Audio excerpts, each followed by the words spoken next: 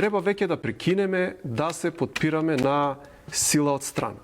Значи, ние така имавме илузија дека американците ќе ја притиснат Грција, ќе се среди, ние сме управо, го добивме спорот у Хаг и на крај ние завршивме со Преспански договор.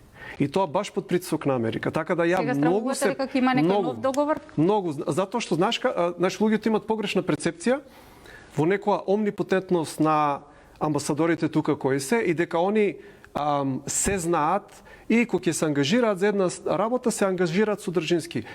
Амбасадорите кои што се дојдени тука вака од меѓународната заедница од западот, посебно во вакви проблематични региони, они тука доваѓаат да направат кариера.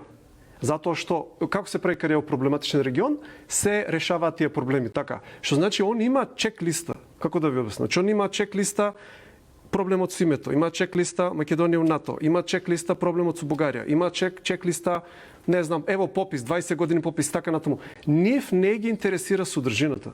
Значи содржината ја боксуваме ние внатре, а ја не гледам никаква борба од наша страна.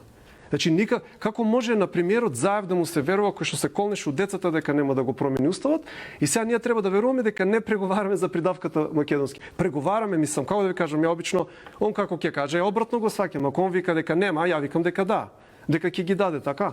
Ме сваќате што сакам да ви кажам? Ние треба да ја боксуваме содржината. Ние треба да ја боксуваме содржината, зашто што тој притисок сега ќе иде прво на Бугарија, како што беше на Република Грција, и кога Република Бугарија ако остане цврста, ќе се префали скроз на нас и јас се плашам дека како што капитулиравме за Преспански, ќе капитулираме и за Бугарски.